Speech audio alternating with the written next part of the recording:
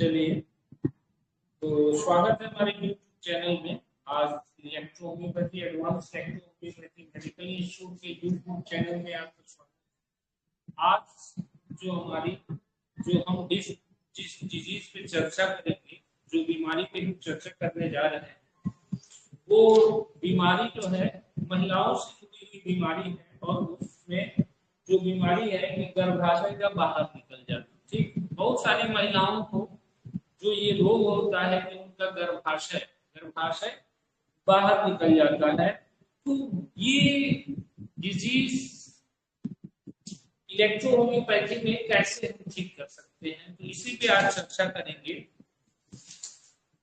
तो इसका जो नाम है प्रोलैप्स्ड यूटेरस। ठीक, प्रोलैप्स्ड यूटेरस।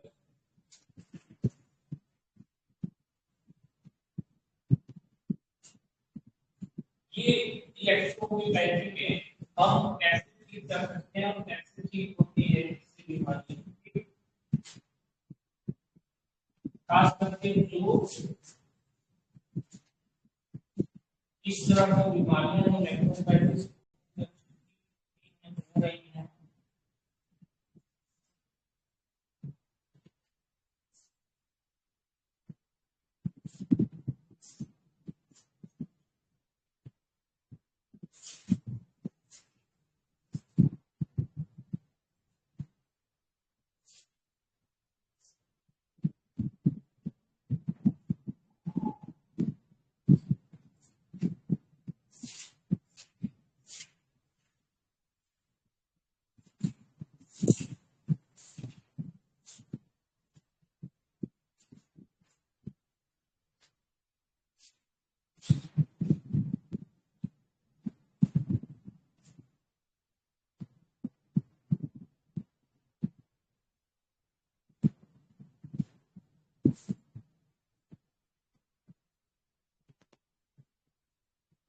हिंदी में इसको कहते हैं गर्भाशय का बाहर निकलना।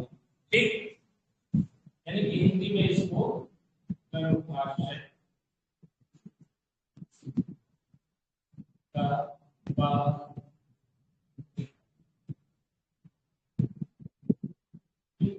इसका ट्रीटमेंट जो है हम कर रहे हैं। इसका ट्रीटमेंट इलेक्ट्रोहोम्योपैथी में कैसे कर रहे हैं, कैसे कर सकते हैं। तो फर्स्ट ऑफ ऑल आते हैं कि इसमें मुख्य रूप से जो selection of remedy in electrohomeopathy है। ठीक, यानी कि रोगी हमारे पास लक्षणों को लेकर के आता है, हमें क्या ढूंढना पड़ता है, हमें अंगों को और उसके कारणों का पता लगाना। ठीक, लेकिन जो इलेक्ट्रोहोम्योपैथी में मूल में रोग का कारण है, जो मूल कारण माना गया है, ठीक, और जो डिजीज के कारण है, चाहे जो भी हम कारण यहाँ बताते हैं आपको, तो कारण में मुख्य रूप से जो होता है कारण की variation of the lymph and blood, रक्त और रस में परिवर्तन। either the disease due to the imbalance of the lymphatic constitution or the sanguine or the both।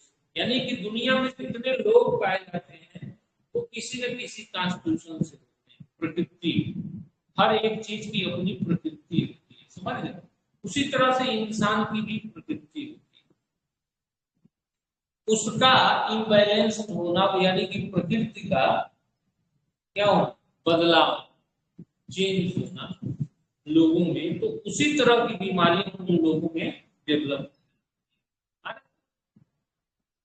जैसे इसी में पाए जाने वाले लोग जो हैं कुछ रक्त प्रकृति के हैं, कुछ रस प्रकृति। तो अगर रस प्रकृति में बिगड़ाव होगा तो रस संबंधी बीमारियां होना शुरू हो जाएगा, उसको खांसी, फेफड़ा संबंधी बीमारी शुरू। तो बहरहाल इस पे आते हैं इलेक्ट्रोहोम्योपैथी ट्रीटमेंट कैसे कर सकते हैं, कैसे इलाज कर सकते हैं इसका।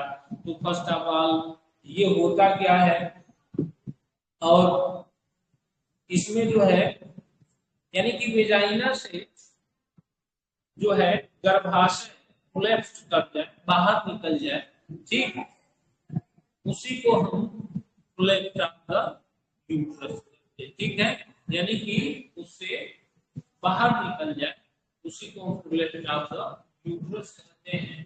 अब इसमें मुख्य रूप से क्या होता है, जो मीटिंग रेगुलेटरी, सेकेंड क्या है, ऑर्गेनिक रेमेडी, ऑर्गेनिक रेमेडी, और क्या है, तो फिजिकल रेमेडी,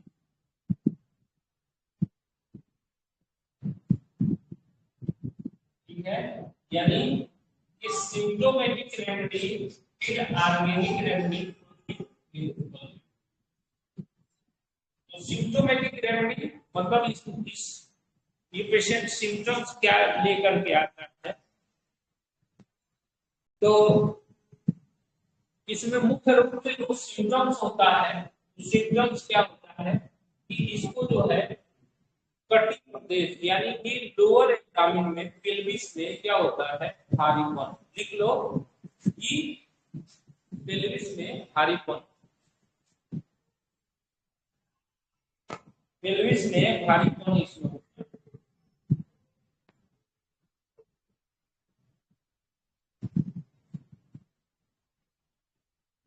हैवीनेस,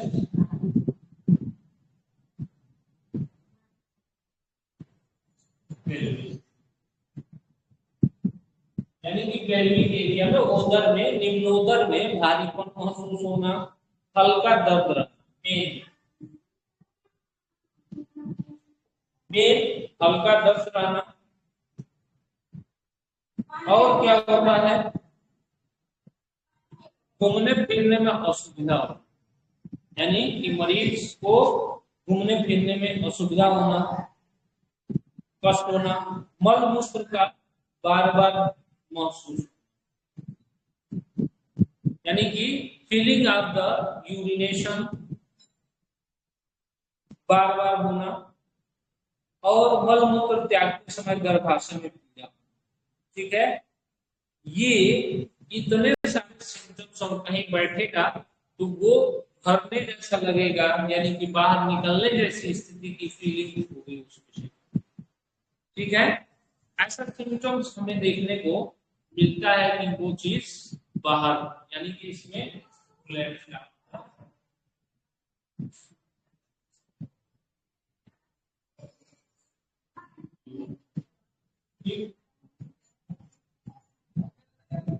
अब हमें क्या करना है, इसमें मुख्य रूप से साधन और कारण तो हम इलाज आसानी से कर लेंगे। अब इसमें अंग कौन, तो पहला जो अंग है वो गर्भाशय, तो एक नाम आ रहा है, हो रहा है, तो एक तो हो गया यूट्रस,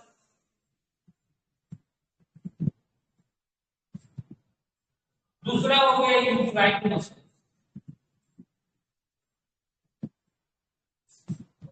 यानी कि यूट्राइन मसल हो गया,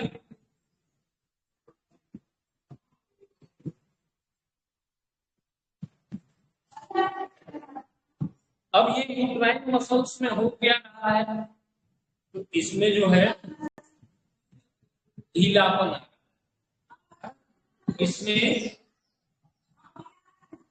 जो ये मसल्स है जो उसको पकड़ के बांधे रहती है, उसको खींचे रहते हैं, उसमें क्या होता है, ये ढीलापन आ गया, यानी कि मसल्स की वीकनेस हो रही है, ये यूट्राइन मसल्स क्या हो रहा है कि वीक हो रहा है, ठीक, तो धीरे धीरे जब ये बातें आपके सामने आती हैं तो ट्रीटमेंट करना आसान हो जाता है, नहीं तो फिर आप फार्मूला पूछते हैं, ऐसा हुआ है, कौन कौन दवाई, ठीक,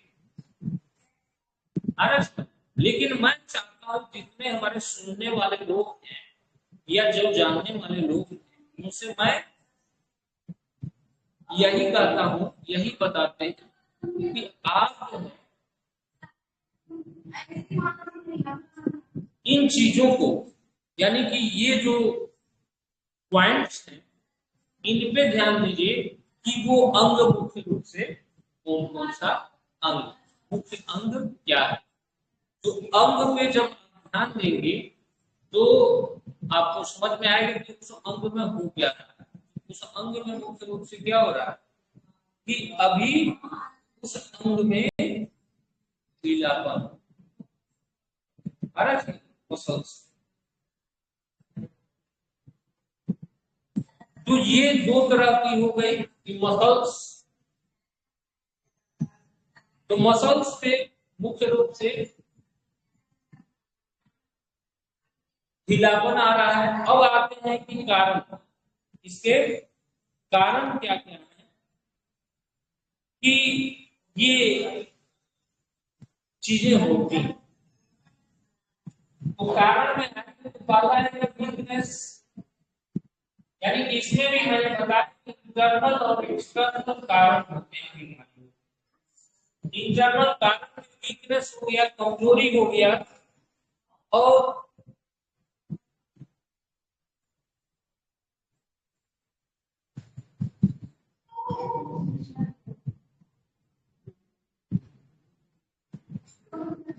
उस मसल्स में वीकनेस हो गए होने के पीछे जो आंतरिक कारण है वो मुख्य रूप से कमजोरी होता है, न्यूट्रिशन का मतलब अभाव होता है कि उसमें वीकनेस आ जाती है, पूरी कमजोरी हो जाती है। अधिक बच्चे हो जाना, ठीक, जिससे क्या होती है मांसपेशी ढीली होने, जो एक्सटर्नल कारण में आते हैं। बच्चा होने के तुरंत बाद महिला को परिश्रम करने लगे, ठीक, बोला जाता है कि 15 दिन, 1 महीना, 2 महीना, तो बोला जाता है कोई काम नहीं कर, ऐसा देहात में है कि 1 महीना 2 महीना कोई काम नहीं, इसीलिए बोला जाता है क्योंकि उसमें जो है ये चीजें बाहर आना शुरू हो जाती है। समझ गए? तो शारीरिक परिश्रम कर लेना, यही सब कारण है इसके पीछे मुख्य रूप से कि इंटरनल रूप से कमजोरी हो जाना, इन महिलाओं को ताकत होता है, वो बच्चा होने के तत्काल बाद जो है वो क्या करने लगे कि तुरंत जो है वर्क करने लगे, काम करने लगे। तो ऐसे लोगों को होने की संभावना ज्यादातर देखने को मिलती है। समझ? अब इलेक्ट्रो होम्योपैथी में आते हैं कि इसका ट्रीटमेंट इलेक्ट्रो होम्योपैथी में कैसे।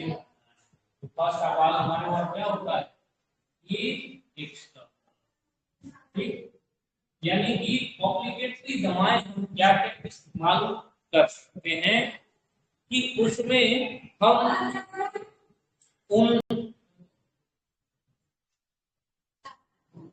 यानी कि क्या क्या चीजें हम लगा अप्लीकेट करा सकते हैं। तो यस फाइव, C5, F2 आदि, ठीक है, F5, C5, F2 और आदि। समझ गए? ये क्या है, ये कॉम्प्लिकेशन कहाँ लगवाना है, तो ये अंदर जो है S5C5A2 और S5C5F2 और आदि का एप्लीकेशन जो है वो करवाना है।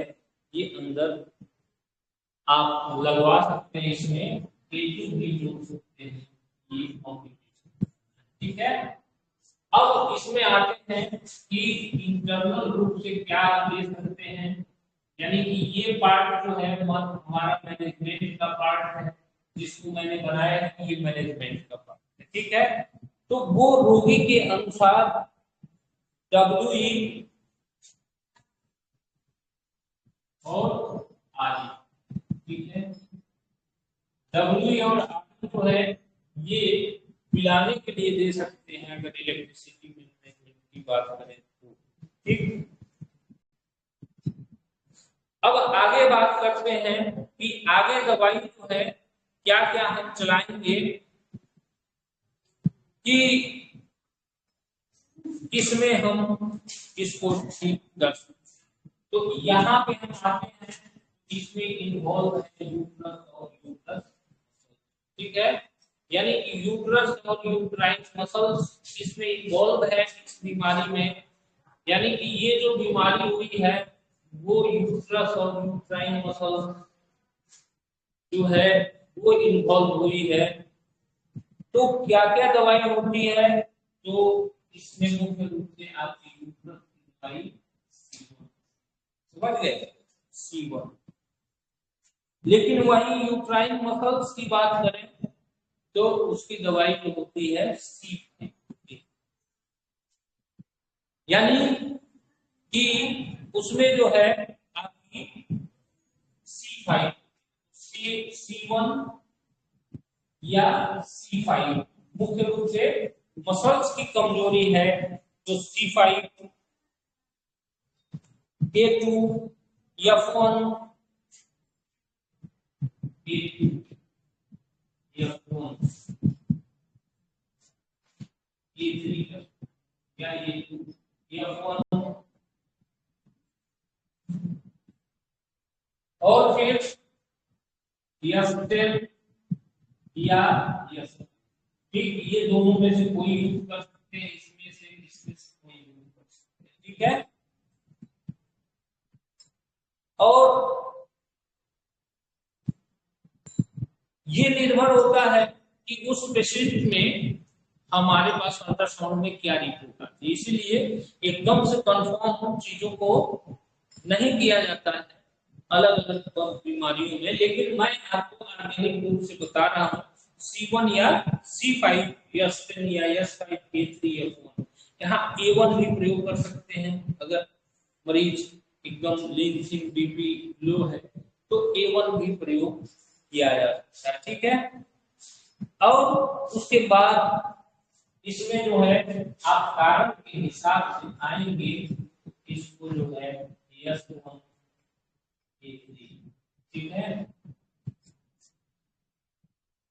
खाने से पहले S1, A3 जो है खाने के बाद हम प्रयोग करेंगे, ये कॉन्स्टिट्यूशनल, ठीक है, यानी कि मुख्य रूप से कारणों की दवाई है, कॉन्स्टिट्यूशनल रेमेडी है। कभी कभी C4 भी यूज होता है, C4 भी प्रयोग कर सकते हैं या गोलियों के रूप में दे सकते हैं, C4 का भी उपयोग करते हैं। हमने तीनों दवाइयों से लाभ लिया हुआ है, C1, C5 और C4 तीनों दवाइयों से हमने लाभ लिया हुआ है। इसमें चोट या इस तरह की चीजों से अगर वो होता है तो आप C6 यूज करेंगे, ठीक है, किसी को चोट लगने से अगर ऐसी स्थिति आई है तो यहाँ C6 की उपयोग, यानी कि ये इतनी दवाएं हैं तो आप अलग अलग अवस्थाओं में उपयोग कर सकते हैं, ठीक है। और ये आप S1 एंड A3 समझ गए, ये खाने से पहले और खाने के बाद, यानी कि S1 खाने से पहले और A3 खाने के बाद आप उपयोग करेंगे।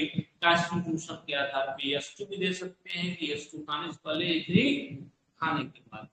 तो इस तरह से इसका ट्रीटमेंट जो है इलेक्ट्रोहोम्योपैथी में हम कोलैप्स ऑफ द यूट्रस किसी को हो रहा है तो ये एप्लीकेटरी है, ये पिलाने वाली है, ये आपकी ऑर्गेनिक रेमेडी है और ये आपकी कारण की दवाई है, क्योंकि हमारे इलेक्ट्रोहोम्योपैथी में कारण जो है रूप से कि जो इंटरनल और एक्सटर्नल कारण में जो इंटरनल कारण है पहला कॉन्स्टिट्यूशनल रेमेडी हमें चलानी चाहिए।